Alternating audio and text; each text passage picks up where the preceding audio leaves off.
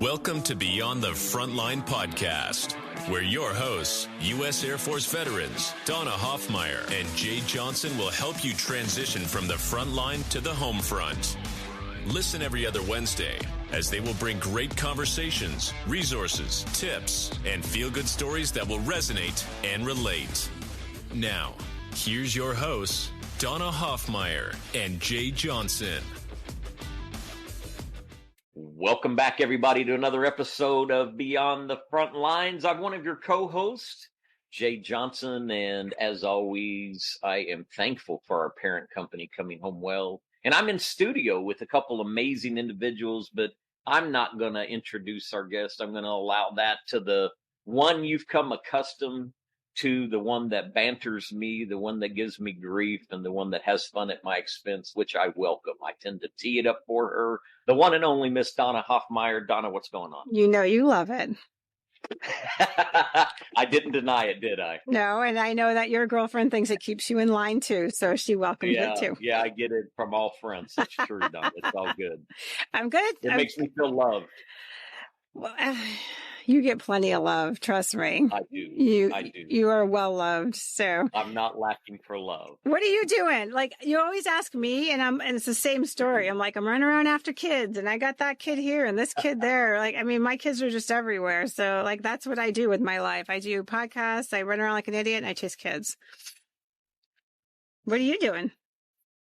Yeah, I've really been busy in a good way, you know, and I feel like we've had this discussion in studio before where I've teed up and said, look, there's a difference between being busy and being productive.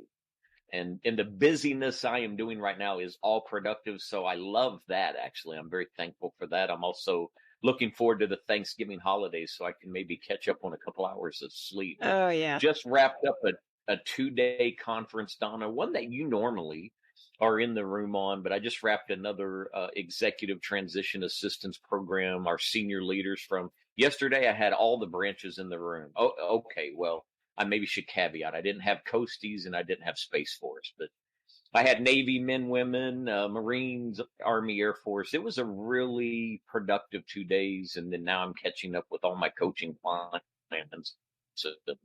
So hair's on fire, but looking forward to Thanksgiving. We're going to go camp for 5 days. Actually, we may not cook a turkey, but a Cornish hen may go down. I don't know. You're not going to do it in like the campfire, like what is it when you fry the turkey? Oh, Sherry would be up for that. She would be all over that. You know, Sherry's got mad skills. If I was to do that, what once looked like a turkey would probably come out looking like a piece of charcoal. So, I don't know. I don't know that I'll give that a go, Donna. But I do know this.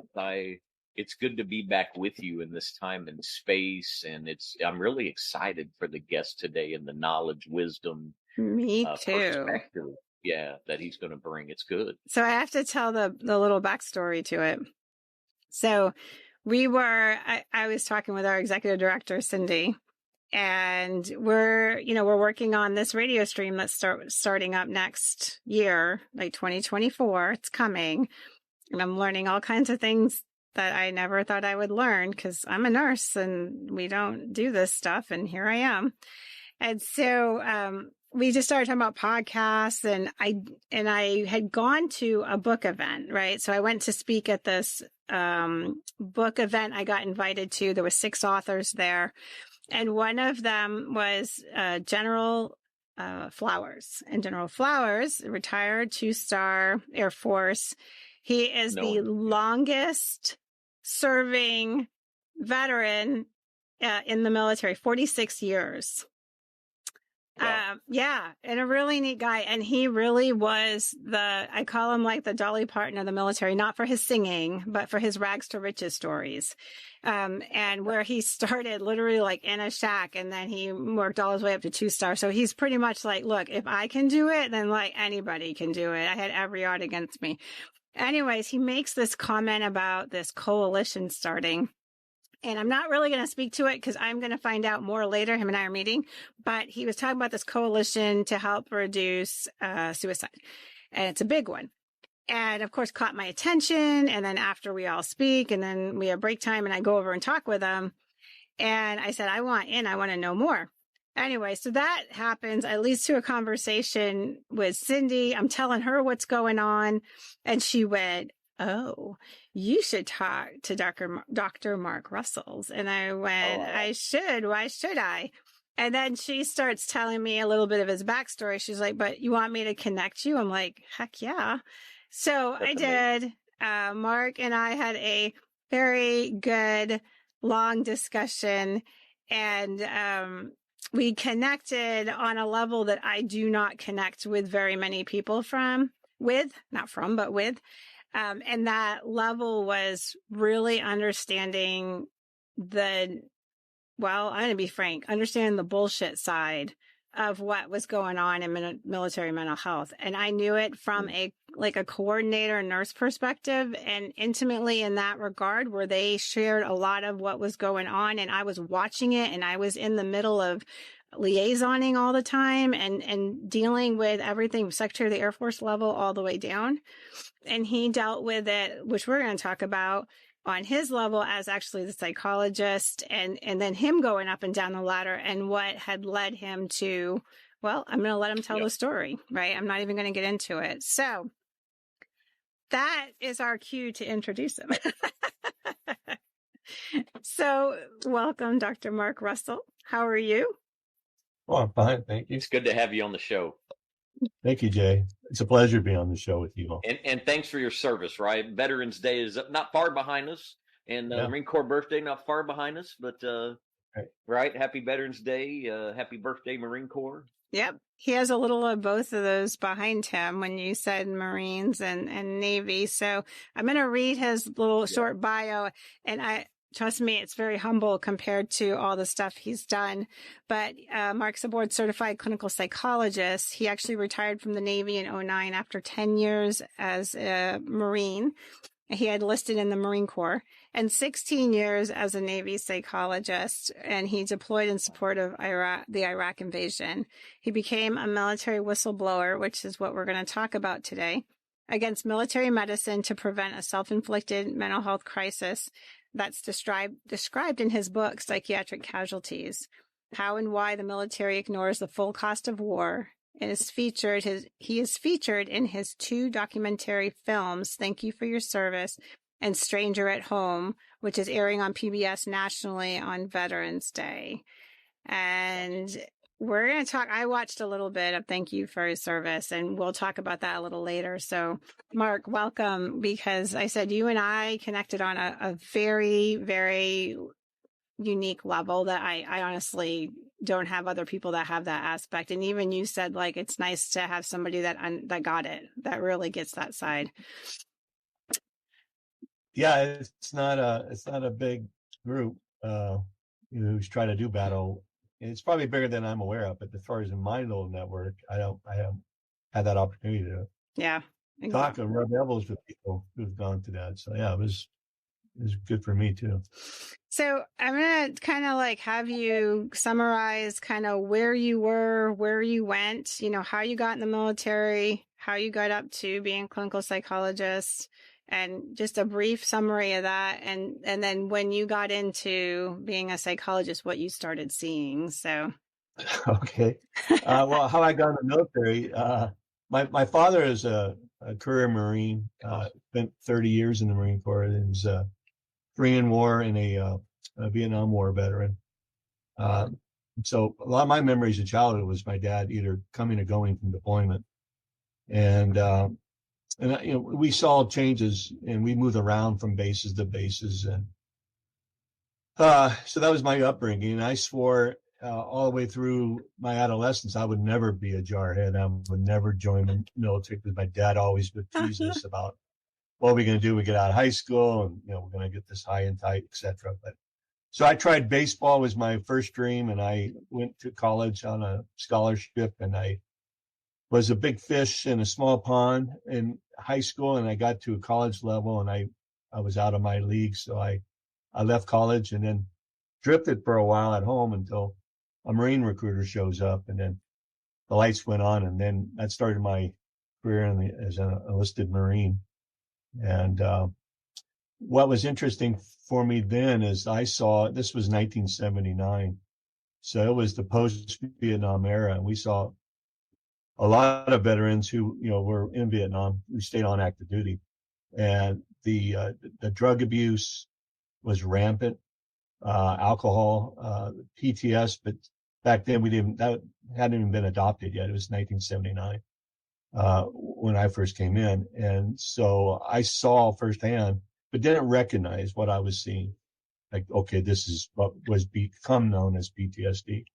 It was a lot of those type of experiences that just percolated for me. And then I got into taking college classes, and at some point decided I was going to be a clinical psychologist, and I wanted to go and finish my military career. The Marine Corps doesn't have psychologists because all their healthcare is done by the Navy. So my goal was to get my degree and then come back in the Navy as a clinical psychologist, which is what I eventually did. And as far as that's how I got in the military. That's the first step. Well, two takeaways from me, Dr. Mark, listening to that already that I know about you. You have a bigger brain than I do, and you're obviously more athletic. Hearing that you got a scholarship to go play ball in college, that's still pretty doggone cool. Well, thank you. Yeah.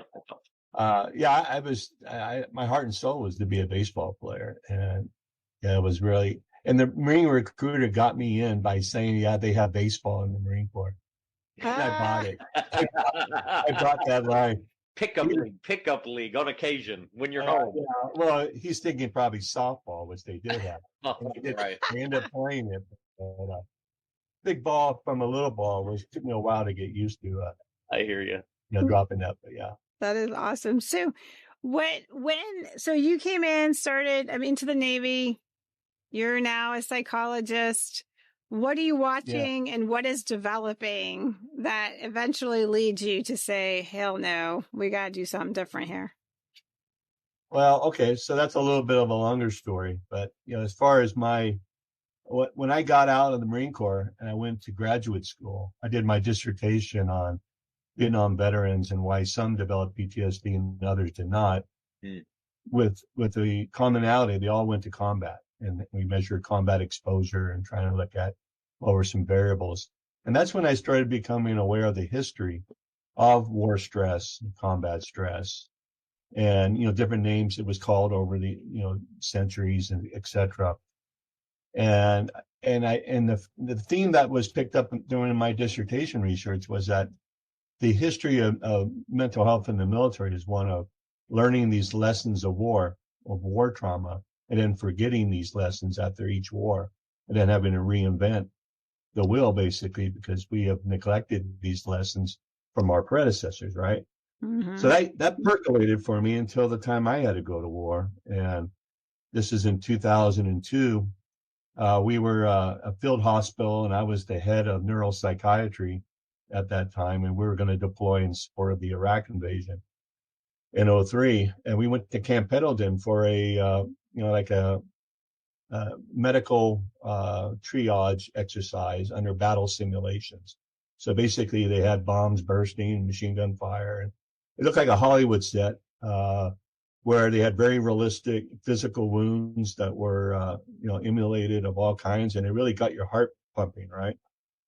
And so I'm sitting here with my neuropsychiatry unit, and we're waiting for the casualties, for the psychiatric casualties, so I can start getting my psychiatric technicians and psychiatrists and nurses, so we can all kind of get into a flow. But what are we going to handle as far as modern warfare and war stress? And it took about 3 hours into the exercise, and we were just sitting around literally doing nothing, when I started complaining to my commanding officers about what's going on with behavioral health and so on. And they said, well, sit tight, Russell.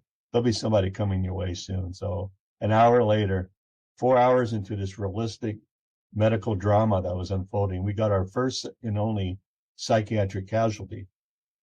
It was a young female Lance Corporal in the Marine Corps who had donned on a mask and a cape and was under the delusions of being Batgirl.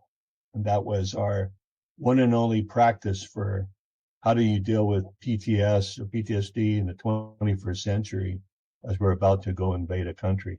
where we're expecting high levels of casualties, and, going into that. So that was my opening, and I didn't really understand what was going on. But then I started those lessons from my research in years past that started percolating again. And then we deploy, and we're setting up our field hospital, and all the tents are being set up. It's a field tent hospital, right? Like you see in a MASH unit. And I'm with all my other department heads, and head of surgery, head of nursing, head of pharmacy, and ER, etc. And they're telling us in a large formation where we're going to go to as far as which tent do we go set up our shop, right? So surgery gets called, and they go to tent 4, and nursing wards go to tent 5 and 6, et cetera, et cetera. And literally, I'm the last person standing in a field by myself, and with this chief medical officer, looking down at me from his platform, and I'm asking with his clipboard, I'm saying, "Sir, where's mental health go?" And he looked on the clipboard. He says, "Well, I don't see mental health here. And to be honest with you, Russell, I don't even know why you're here." So then, what year there was it goes. this? This is in 2003. That's really mind-boggling, right? No pun on words. Yeah. I don't understand that. It's hard to understand that. I mean, there's no excuse for that. Again, we're in the 21st century. If we were in the 1800s in the American Civil War, you could almost understand that. Right. Sure. Agreed. But here we are, and again, we're about ready to invade a country that we believe has chemical, nuclear, and biological weapons, and one of the strongest armies in the Middle East. And so we're all prepared for, a huge amount of casualties. And yet psychiatric casualties, we know, are going to be a large part of that. And yet we have Batgirl to practice on. And then when we actually show up, we're not even part of the blueprint for this field hospital. And so those were things that percolated. We during that time there, we didn't have a mission for psychiatry or for neuropsychiatry. So we developed a plan where we're going to screen every medical casualty that comes through the hospital for combat stress reactions. And then we're going to do some post-deployment debriefings, because they're now leaving away from their units. So they're going to go directly from our hospital back to the United States on a jet plane. So we're going to give them some discussion about how do you talk about this with your family, dealing with the media, et cetera. Yeah. Hey, Dr. Mark, I don't mean to step on your, what you're Step sharing away. real quick. I always have questions, and sometimes I think maybe I'm following in the right way, but maybe even context for our listeners. Okay. So, when you talked about, here we are in 2003 and we haven't found this place, and you said it'd be different if we're talking, 1860s or something. We have, for things like what we call PTSD today, or TBIs, traumatic brain injuries, back then, a term maybe that was being used was shell shock. Is that true? Shell shock was kind of an idea. And then as you were talking, I started picturing the movie with George C. Scott portraying Patton, right? Yes. And the young private in the infirmary, and just can't go. He's emotionally, something has taken him out of an ability to be able to function. Yeah. And now I'm listening to you share this, and I think, gosh, it has to happen on a really much larger scale. And so then this is the part that you're recognizing. True? Am I following along okay? Oh, you're following along just fine. Good job, Jay. Yeah, you bet. But yeah, we think there's shell shock, and a lot of people bring the history of this problem which is the First World War, when they use that term for what we now call PTSD and TBI, as you said, Jay. But even before then, there were a lot of lessons learned, including before the American Civil War. But we had things they had called nostalgia or traumatic neurosis and irritable heart, soldiered heart. These were terms that were used, or insanity. So there were a lot of different terminology for it that eventually developed into what we call PTSD. So that was 2003. This just kind of popped in my head in 2000, right? USS Cole. That was 2000. And I was part of the team that recovered them, but I was part of the flight crew. And it's funny. I just thought back to this. We actually had, one of the chiefs was going into like a psychological shock. He was curling up into the fetal position. My texts were coming to me saying, ma'am, this guy is not doing good. They were recognizing he wasn't doing good. He literally was curling into a fetal position. They couldn't get him to respond. Physically, he was fine. I mean, he didn't have any wounds that way. Blood pressure, vitals were stable. But he himself started to withdraw, right? Well, the short version is we had to go into Rhine Mine. We couldn't come into Ramstein because of weather. And when we landed, I said, I need a chaplain or a psychologist or a psychiatrist or a therapist. I need somebody out. It's 2 a.m, by the way. And they're like, oh yeah, sorry, ma'am. It's like 2 a.m. And I said, they have a 2-hour bus ride back to Landstuhl. I need somebody now. And they fought me on it. And I said, I'm going to be clear. Nobody comes off this plane until I have somebody. And I don't care who the hell you have to call them. And they did. They got somebody. And, we don't always get to find out the end of the story, right? I just got them together and they went down and we stayed up there. We had a crew that went down with them. But I did find out briefly that they said it was a good thing that they had somebody with him because like the text couldn't have handled this. He was very unresponsive mentally. It was really bad. And it just, when you were saying this stuff, when they're like, oh, sorry, doc, don't know what to do with you. I'm like, yeah, here I am. I had to pretty much demand, we're not moving until you're giving me somebody that I need. And they were blowing it off too. Oh, ma'am, it's only a 2-hour ride to Landstuhl. He'll be fine. Really? Mm-hmm. Yeah. So, I mean, not to derail it, but it just random thought that popped in my head. Yeah. It's again, the tragedy is that these lessons have been learned every generation since the American Civil War has documented these lessons. So the First World War and the Second World War, one of the best contributions they made to the field of mental health or military medicine was they documented in great detail about what was successful and how they managed mental health, the psychological wounds of war. And then more importantly, what did they fail in? And it was the failures, you'll see a pattern where every generation is citing the same failures. First and foremost is that we ignored the lessons from the previous generation. And these books are, again, you can Google it. You can find extracts from these books. They're available. It's information the military has in their archives, and their textbook on war psychiatry is the very first chapter is about this history of lessons learned and relearned or having been forgotten and relearned. So that's the title of their first chapter. So it's an acknowledgement that when we go into the invading Iraq, that this was something that these lessons needed to be learned. If we don't, we're going to commit the same folly as the previous war generations, which hearing you say that, Mark, I think about that old, I'm going to paraphrase it. We've probably heard it stated different ways in our lives, but if we fail to learn from history, right, we're doomed to repeat it. And so some of that again underpins, I think, what I hear you talking about too. Oh, absolutely, Jay. Yeah. No question about it.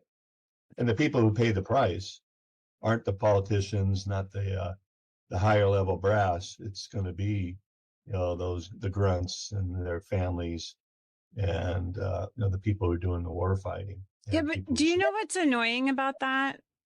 What's really annoying about that is that some of those leaders went through this crap.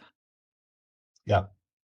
They went through it. Maybe they're even dealing with it themselves. And yet the bureaucracy, or as I like to call it, the big Humvee keeps rolling. It doesn't stop. It doesn't change speeds. It doesn't do anything. It just keeps moving forward at the exact same speed. Yeah, absolutely. I mean, every generation you can find a spokesperson, and often they are leaders. There was a different pattern, that George C. pattern of this generation, Peter Corelli, who was the vice chair of the Army, has been an outspoken advocate for mental health and TBI awareness and dealing with stigma in the military. And unfortunately, what happens is that these people move on.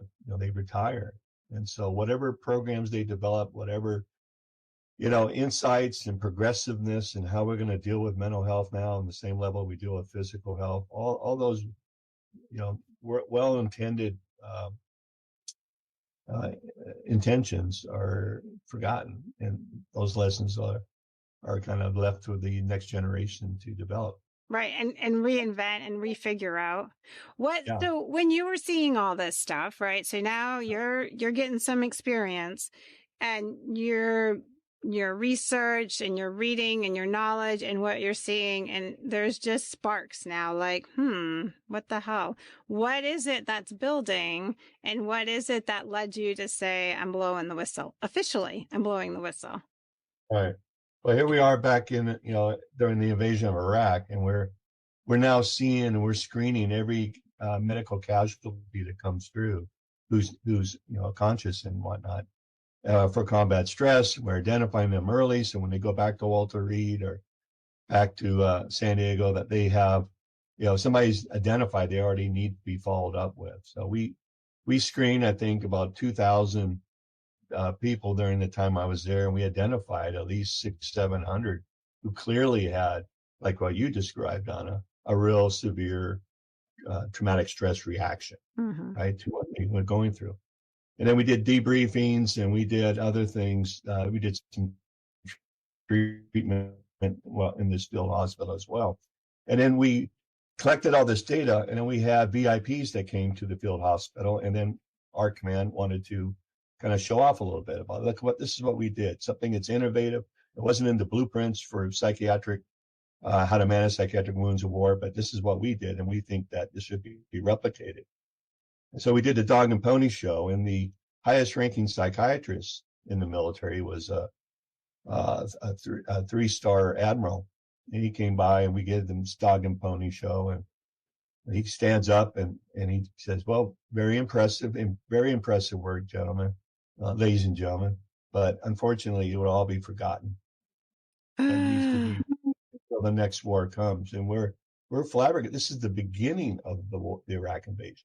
We had already been in Afghanistan 2 years prior, and we're already seeing scores of epidemics of suicide and untreated war stress injuries when people are coming back from just that time alone. Here's the senior most responsible, highest ranking person says we can't do nothing about it because it's mental health. We're just going to ignore it and let the next generation deal with. Now I'm gonna say something, and Mark, you and I talked about this, and I'm gonna say this, and it's not even in defense of the military. It's just kind of a fact thing that when you first start hearing this stuff, like when I started working at the higher levels with these people, I was just jaw dropped at what I was hearing, because it was similar crap to that. I mean, not the exact wording, but their actions were following the sentiment.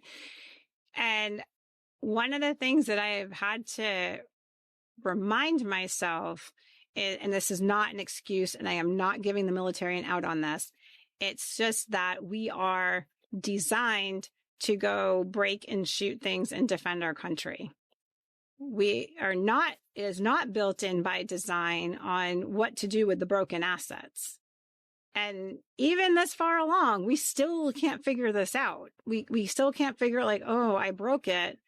Okay, well, the answer is to go get the street sweeper and get it off the road and get some more, right? And guess what the military is running into right now? They can't find them. Street sweepers come through, and there's a lot less people on the Humvee. And then they're like, okay, where's the rest of you jumping on? And the younger generations are like, pound sand. I ain't doing that. And now they're like, uh-oh. Now what? Doesn't mean they're listening. They say they are, but we know how that goes sometimes too. So like I said, I'm not defending them, but I am saying by design, we are designed to go break things and shoot things and defend our country, Yeah, I do. I think what you outlined perfectly is the dilemma the military faces, because the military actually has two missions. This is explicit in their Department of Defense mission statement. One is to fight and win wars, right? That's what you're talking about. You said it nicer than I did. Well, that's their official policy link, right? Exactly. But the second is force health protection, especially when you have an all-voluntary military that started in the 1970s. Is that force health protection now takes on a whole nother level that sometimes is maybe not equal to the fighting the wars, but it's certainly a big part of it. And I would say when it comes to treating the physical wounds of war, we do remarkably well. We're good. In fact, those lessons learned are translated, as you know, into our ER. And, help life-saving techniques have developed out of the military medicine. Agreed. Because we learn those lessons of war.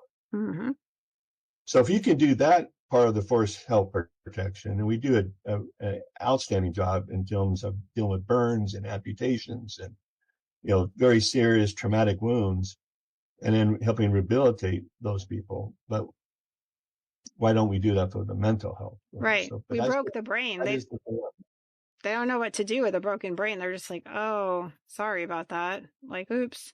Yeah, I get it. Yeah. I get that too.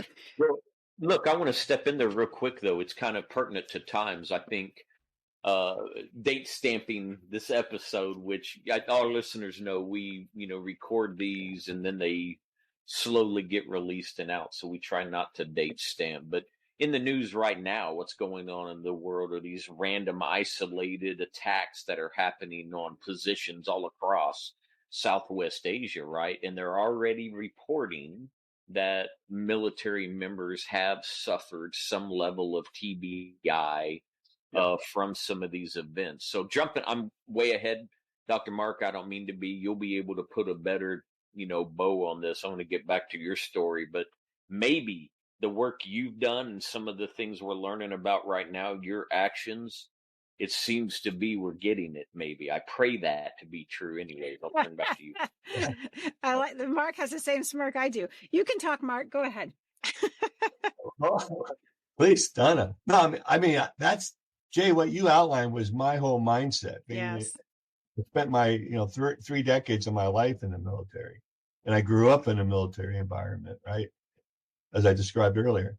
So I always had a sense of optimism that military leaders, once they become aware, or congressional leaders for that matter too, that once they become aware of these problems and you give them a good, concrete solutions that could actually help and fill in some of the holes, the gaps, that people would do the right thing. Because there is a sense that I always maintained that up until a certain point, that people just needed to have the information. So one of the things I did when I got back from Iraq, and that admiral said his statement that nothing's going to change, it'll only be reinvented. I went back and surveyed all the people in uniform that I knew and their partners. So about 165 Army, Navy, Air Force psychiatrists, psychologists, and social workers. And the screening questions I was asking them, it was a survey. The survey was, have they been given, do they feel they've given adequate training on how to diagnose and treat PTSD, for example? And at that time in 2004, the first clinical practice guidelines were adopted by the VA and the DoD, and they identified 4 evidence-based treatments for PTSD, but the unanimous recommendation that everybody should have access to those treatments as soon as possible to prevent long-term disability, right? So I screened these people and those questions, and 90% responded negatively. They did not feel they had adequate treatment or training on the diagnosis and treatment of PTSD. So these were all professionals. These are all the professionals you were screening, asking these questions to. These are the people like me in uniform that servicemen and women who go to war are going to come to for expert help. Yeah. And yet we're saying we're not properly trained. Of course, there's issues around staffing, et cetera, that we won't get into that right now. But so anyways, that survey, I communicated those results up the chain of command, all the way up to the top of BUMED, the head of Navy and the head of Marine Corps. And I shared it with the Army. And along with that, I developed a program with the VA, a Stephen Silver, who ran the PTSD programs out of Coatesville, Pennsylvania, and he was a Vietnam veteran himself. Him and I teamed up for the DOD and VA, and we did this grassroots training where we provided one of those evidence-based treatments that were recommended in those guidelines I mentioned, called EMDR, or eye movement desensitization reprocessing. I've done it. Right. Okay. So, and that's been around since 1989, right? But here we are in 2004 now. And so Stephen Silver and I, we go to 6 different regions in the United States, and including one in Korea.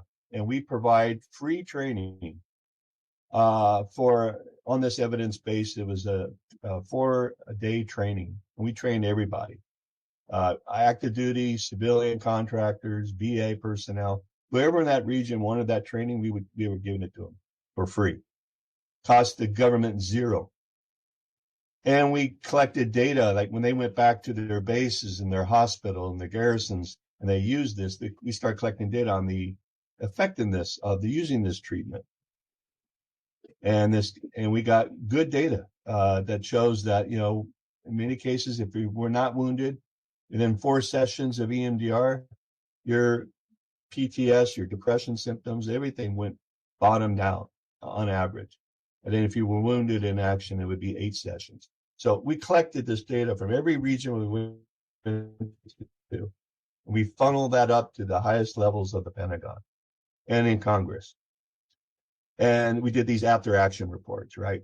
And got awarded for it, all this other stuff. And every time there was a promise that, thank you, we're going to take this and we're going to make these changes. So now at least we're going to do is make sure the providers we do have on hand are properly trained so that people do have access to a reasonable standard of care, for example. Nothing happened. Shocking. And this is going on up until 2006. And I keep communicating up the chain about problems with staffing and how to fix our staffing problems and what are the policies that we have that are creating the staffing problems in the military. And everything gets recognized, and I'm thanked for it. And that's about it, right? And then it's quiet. And then I listen to congressional testimonies all throughout this whole time when there's epidemics of suicide again. A lot of families are up in arms that their son or daughter are not getting treatment. The old Walter Reed barracks scandal. Oh, yeah. Things.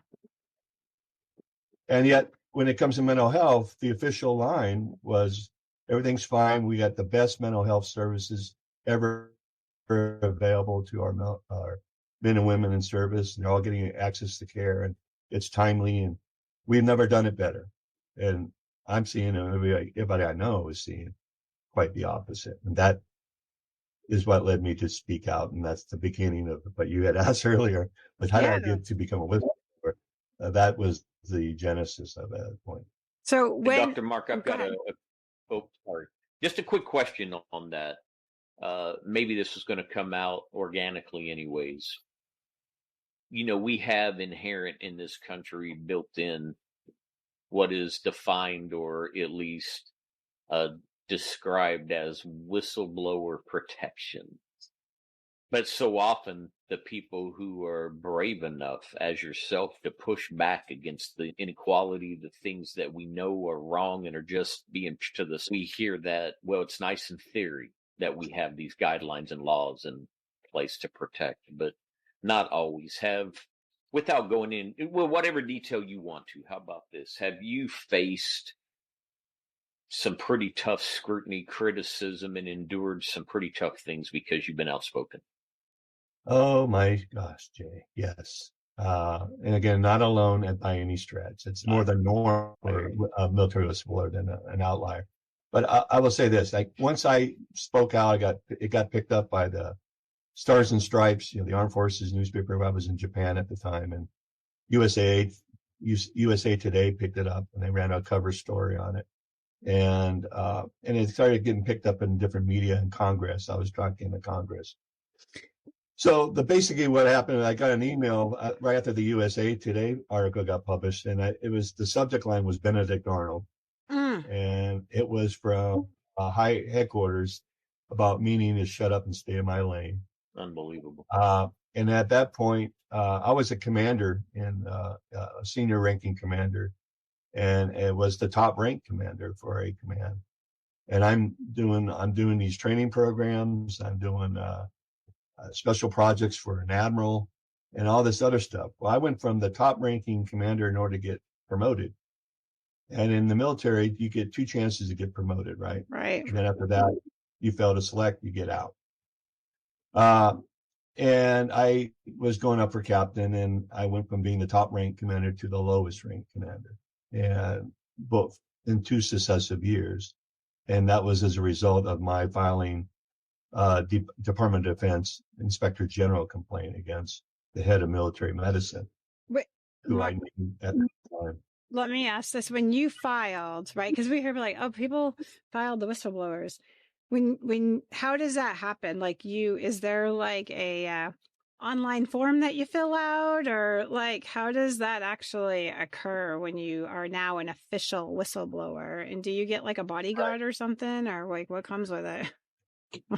Yeah, so it's just bringing back so many things that come up. Well, a couple of things. Again, I did this in 2006, and you go online and there's a form to fill out, and you submit it to the IG. And I submitted a very detailed, point by point, of the chronology of the events, some of which I discussed already today. But more importantly, I gave them specific solutions to how to deal with our staffing problem, how we deal with our lack of mental health training, how we deal with transitions and dealing with stigma, etc. And it wasn't just my ideas. This is the stuff I drew on from other generations that were saying the same things back in their day.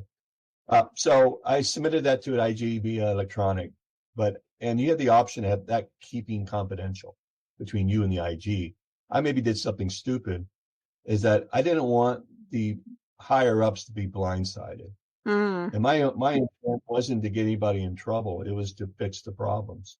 And let's do it now while it's still 2004, 5, and 6, and the wars are still raging, and Afghanistan and in Iraq in particular.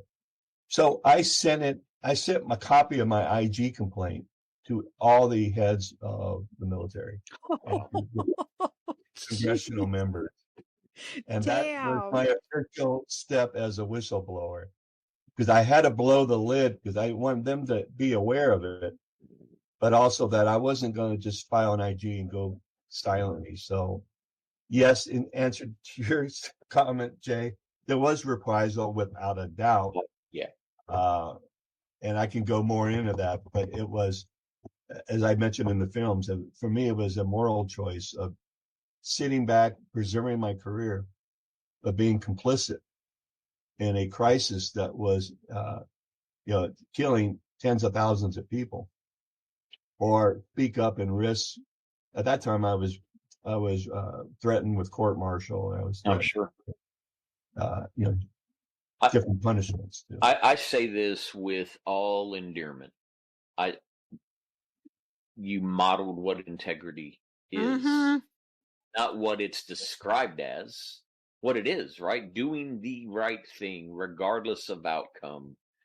Sometimes standing on the side of right might mean you're standing alone. I just want to say thank you, number one. I know there's listening to you, there's still a ton that we still need to learn, still need to do to take care of those that have stood up and said, I will wear the nation's uniform. But when I heard you say you blasted this thing out, to all of these senior leaders, I thought, man, he didn't just lightly rap on the door.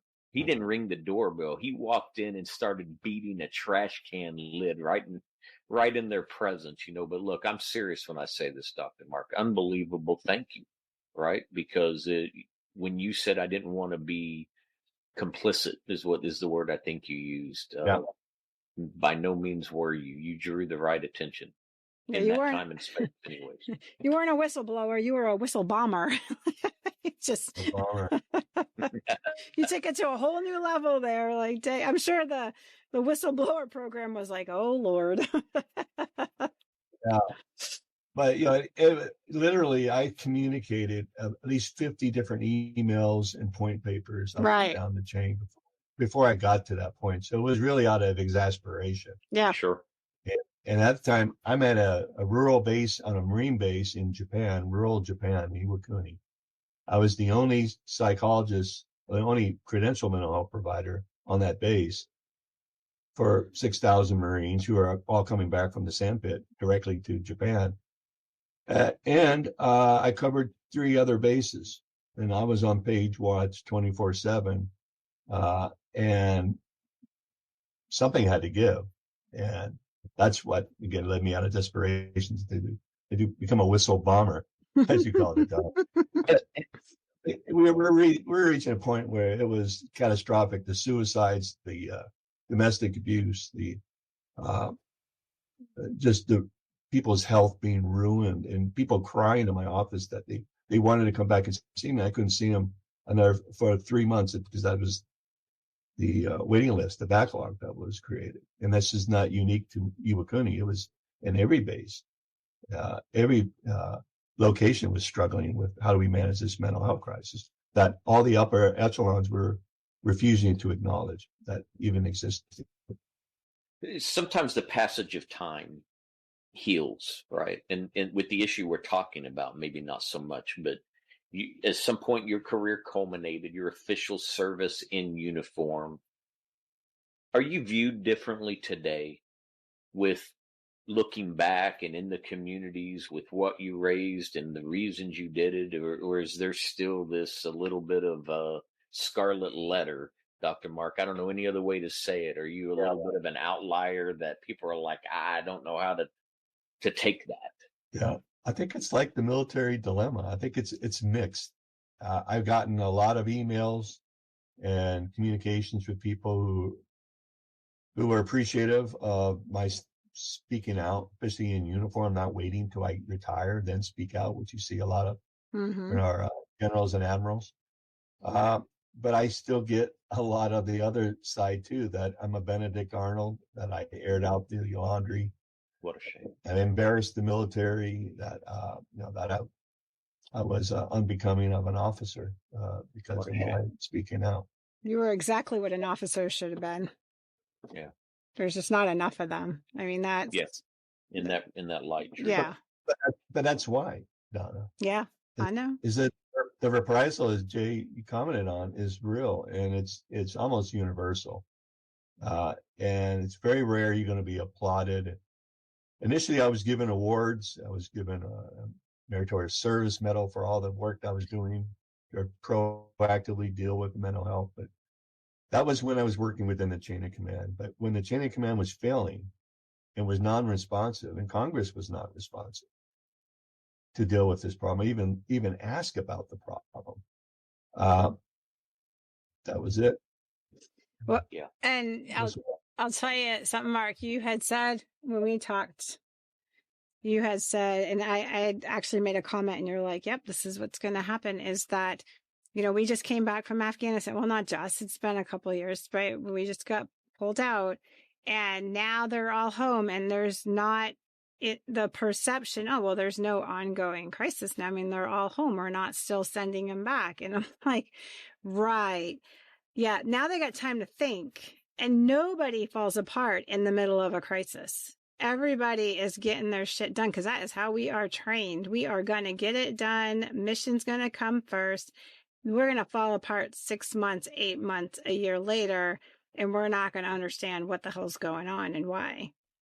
I mean, you're right. That's the norm. It's when the guns stop firing and the shells stop bursting, and we're in a quiet place back home, maybe, with our families, or we're back in garrison, or we PCS away from our buddies if you're in the military. Mm-hmm. And during those times where you either hang up the uniform or you've transferred and you don't know anybody, you lost that support system. That those quiet moments is when those thoughts will start to usually haunt us. And, we do everything we can to avoid thinking about it, remembering it, and then of course you get into all the substance use problems and things of that sort. But yeah, it's a real dilemma on how we deal with mental health in the military, and I'm fully convinced of this will determine how we deal with mental health in the private sector. I believe that. And the military needs to be the leader, since we're by our occupation, we're going to be exposed to traumatic stress, whether it's war or it's a training exercise or it's a humanitarian disaster relief. And you can go on, is that, you don't find a close-knit population as exposed to as much trauma as the military. So we're in the best position to really make a impact on dealing with stigma and dealing with elevating mental health on the same plane as physical health. Yeah, I know that's true. This may dovetail in a little bit with what you're sharing, Dr. Mark. To our listeners, forgive me. You all have listened in long enough to know I'm a Labrador and things pop in my mind and they just kind of show up. How are we doing today across the services to the best of your awareness? Do we map pretty well now as Stacy's kind of plays someone first enters?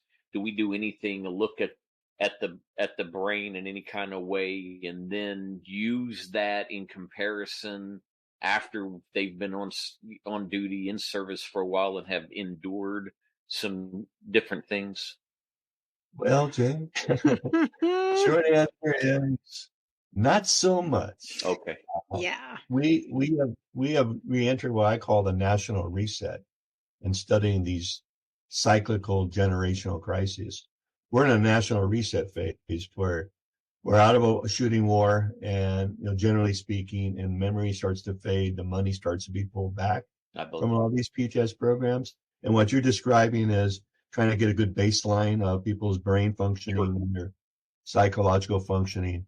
Sure. That I think there was some pilots studies done in the military to do that, but has not been adopted. What about that? And how do I know? The anagram, that was something that was going on for a while. Do you remember, Jay, if you deployed, that you had to do like a test before you left, and then when you came back, you did it at intervals, and you did this anagram to see if there was any change, but that was not consistent. At least what I saw it wasn't consistent. Yeah. And how do I know this? Well, I'm doing VA disability exams now. Oh.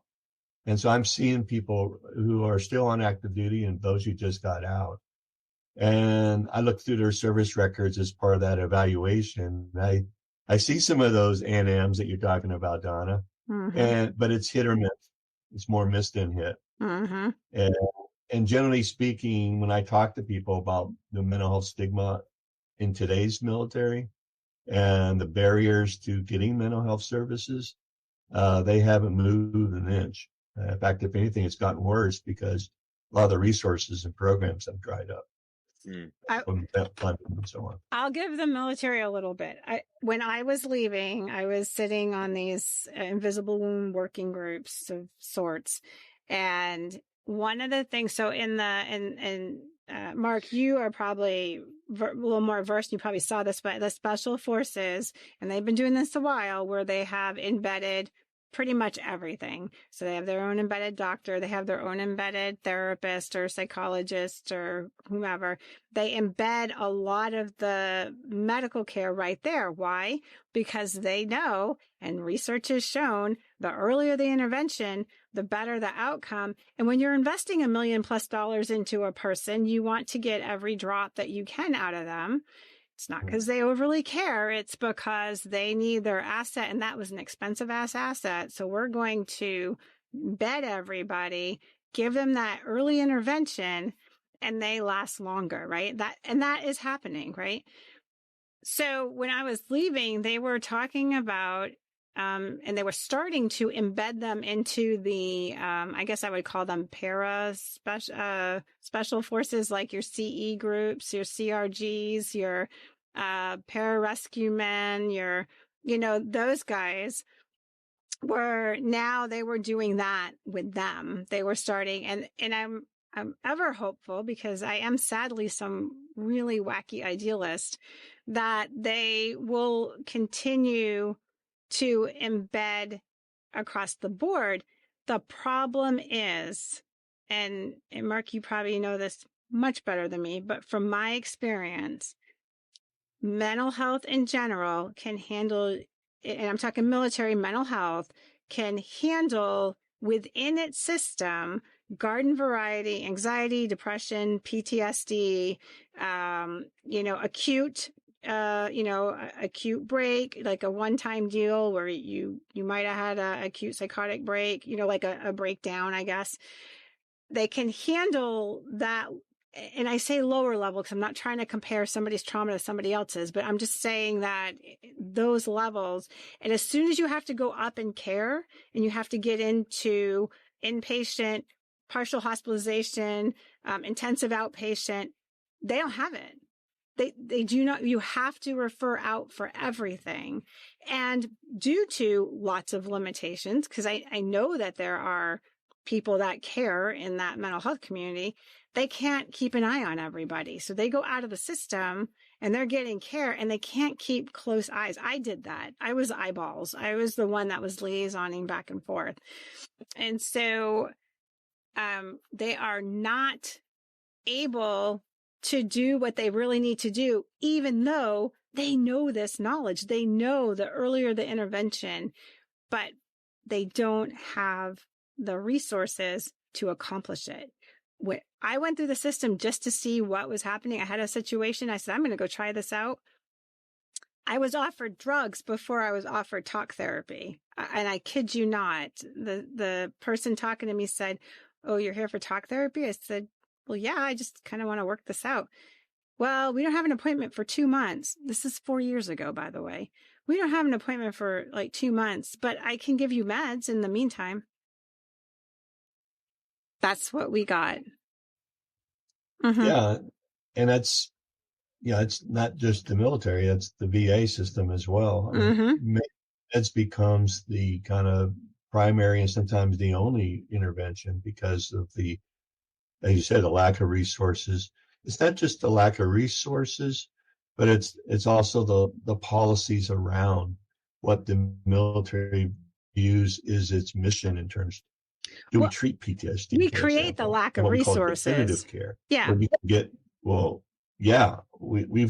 the military's created, some of this is by policy. Right. I'll give you, for example, when I was in Iwakuni, and I was the only credentialed mental health provider. I was the only credentialed uniform mental health provider.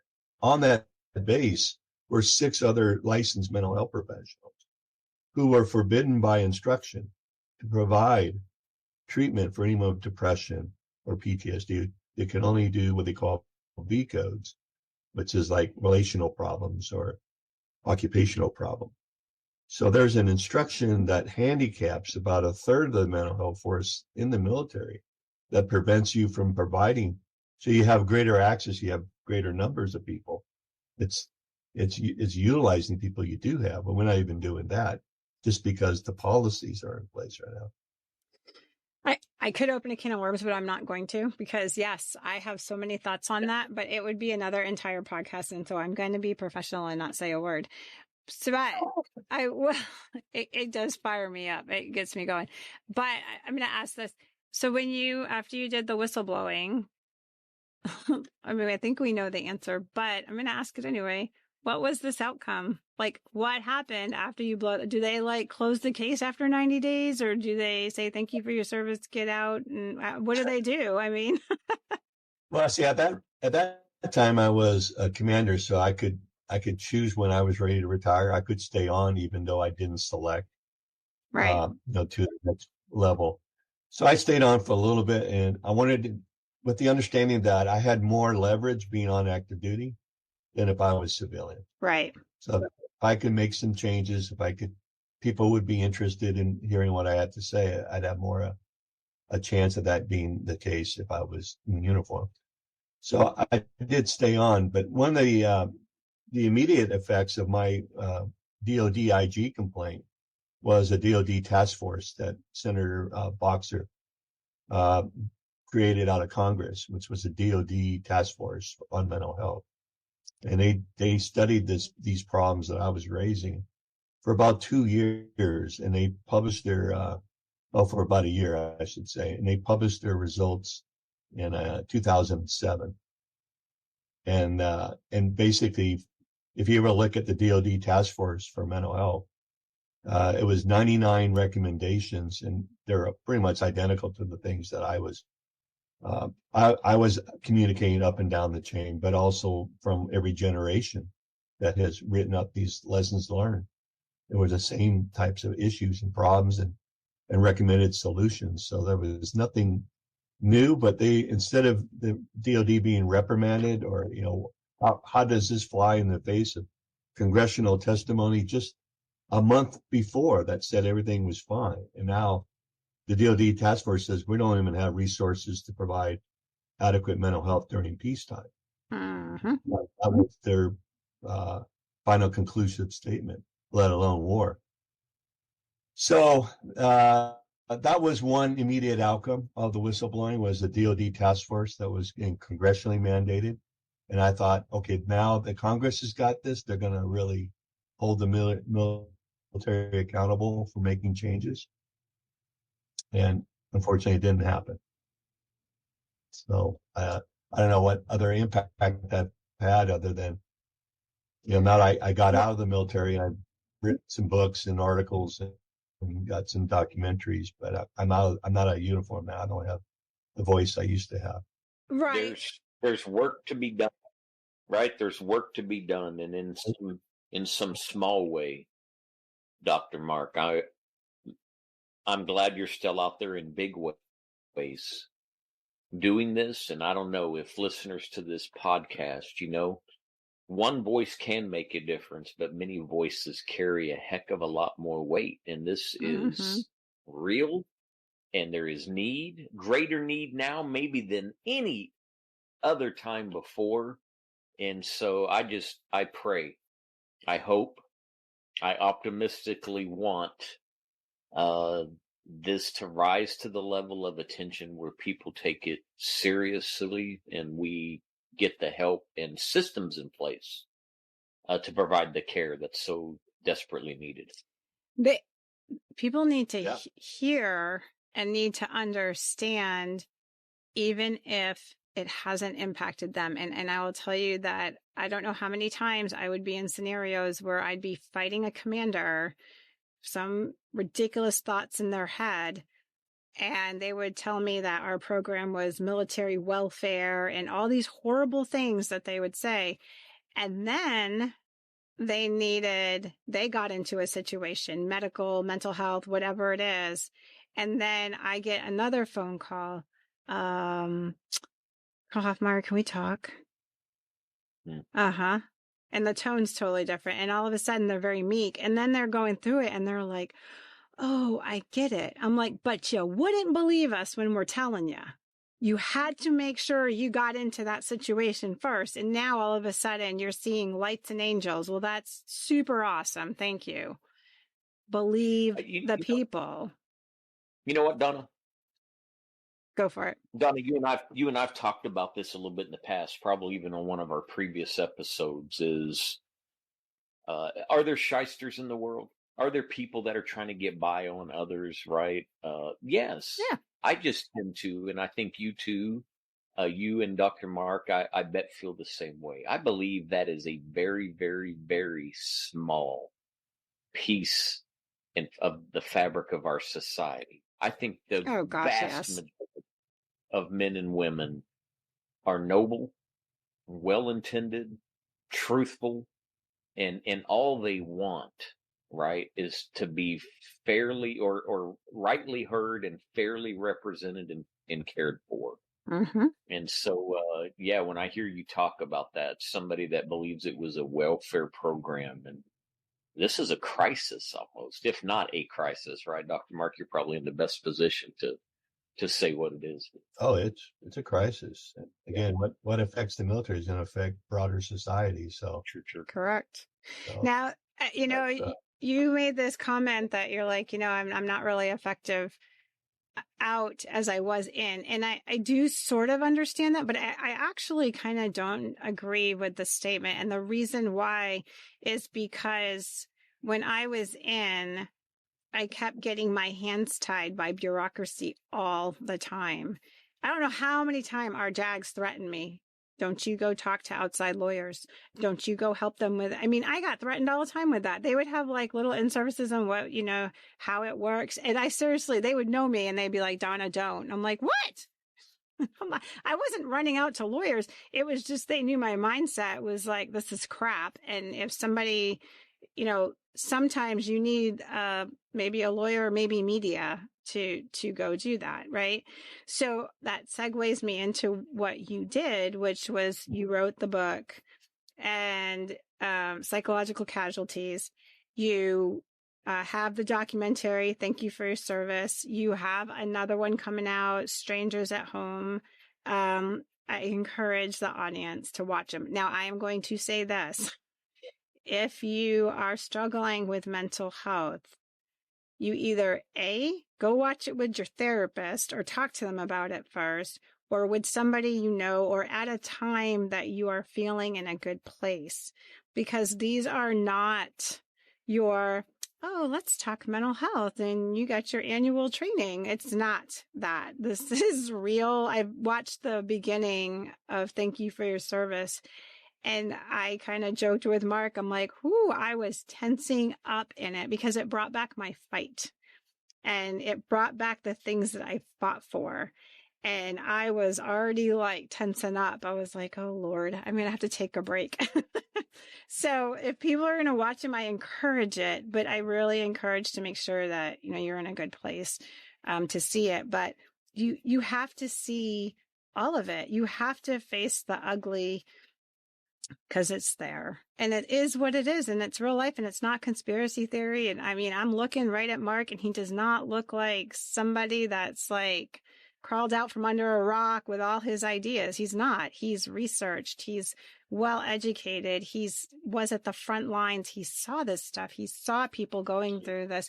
And when you get to a point where you're like, enough, and you go blow a whistle, that is not something that people do lightly.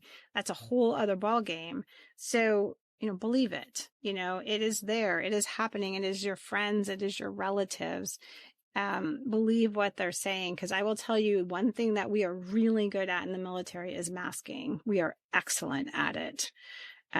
We can blow people out of the water with how well we can look good, So, I want to start winding it down, but Mark, I just want you to tell us briefly, how did Thank You for Your Service and Strangers at Home come to be?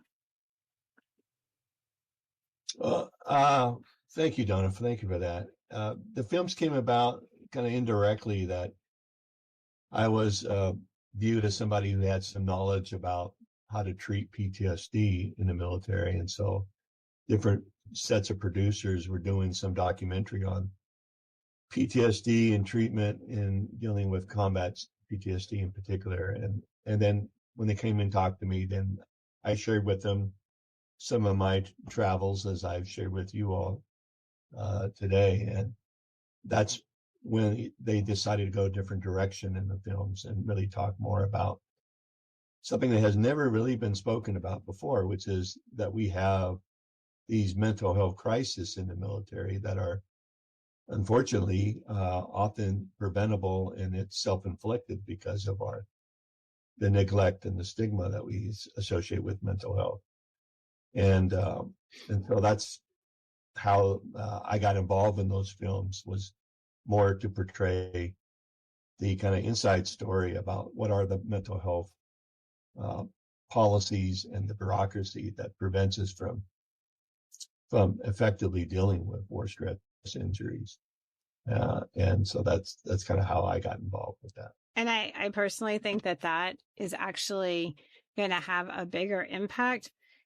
Not that anything, and I'm not discounting anything you did in the military, and I'm not discounting anything that we all did in the military, but we all had to work within confines and we couldn't just lay it out. Even when I would sit in front of generals, I would have to, not that I didn't back down, I would lay out, but I would have to pick and choose my words very carefully on how, and I had to get it so they could read between the lines, because if you said it straight out, where are you going to be? and they're not going to be effective if I'm being asked to exit left, right? So when you're out, you get to say it. You get to say, this was real crap and this is why. So I think you were effective on both sides, to be honest. Thank you. Yeah. So, all right. I know two things. I know that Jay has got something going on in a few minutes, and we got a motor. I can read that boy like you would not believe. And so you're right. I know. I can see when he moves certain ways. I'm like, time to wind down. So, Jay, what are your last thoughts? Yeah, I have a few. You know what? I think of a John F. Kennedy quote. It says, "If it is to be, why not me?" That's you, Dr. Mark. It's you. And I just want to say to you again, thank you. I'll be happy to stand alongside you any day, in front of you, or back to back with you in any cause. I love your heart for human beings, because that's what service members are. Human beings who accepted a call, and I know we've heard it, and it's not cliche, signed a blank check, and were willing, whether they served for 2 months or whether they made a career out of it. Mm-hmm. This nation stands on its veterans, and we ought to be there for them. And so, quote number 2, it says, "The soldier's heart, the soldier's spirit, the soldier's soul is everything." George Marshall. And if we were to update it for today, we would be inclined to have to say the service member's heart, the service member's spirit, the service member's soul, the service member's brain, the service member's physical, mental, spiritual, and emotional well-being is everything. And we owe it. We owe it to stand up. So whether you're listening to this podcast, being a veteran yourself, a military member, right, a spouse, a child of, or you're just casually popping in and listening because you like the content, the discussions, and you're learning a lot. We can do this together, but we can't do it if we face a little adversity and decide it's too much and we just turn around and walk from it. Mm-hmm. So, Dr. Mark, thank you. I'm going to go out and find the books. I'm going to watch the movies, and I hope you'll call on me if ever there's anything we can do to support you. Mm-hmm. Appreciate that. Thank you. Mark, do you have anything else that you want the audience to kind of take away? Well, I just would encourage folks, if you're interested in this, to look at the 2 films, the Thank You for Your Service by Tom Donahue, and because there's another movie out, Thank You for Your Service by Steven Spielberg. This is not that movie. Okay. All right. And also Strangers at Home by Bev Dolan. I think that will probably give as much kind of practical examples and insights about some of the issues and what needs to be done to correct the problems in military mental health care. So I much appreciate Donna and Jay. You're giving me this platform to talk a little bit about military mental health care. Good. All right. Well, I think the last thing I have to say is like there's more to follow. I know that when Mark and I talked, we both were like, we need to take a break because we're both pretty passionate about it. And it's good. I'm glad. It's nice to find other people that are just as passionate, because sometimes I had to remind myself that I really wasn't crazy or off the res. I just really thought that we could find a solution. So I think we're just going to wrap this up. And as always, we are very thankful for our viewers, our listeners. Well, our listeners, we don't do this on visual, but our listeners. And we really hope that you share this, like it, all the social media stuff. I'm not good at it, but I keep trying to do it. So just be kind and hit likes and shares and comments. We love to engage with people. And from all of us here at Coming Home Well, which is our parent podcast, and us here at Beyond the Front Line, you guys have an awesome week. Bye for now, everybody. Thanks for listening to Beyond the Front Line, a podcast of Coming Home Well. Join us every other Wednesday. And if you enjoyed this episode, please share it with others, post about it on social media, or leave a rating and review.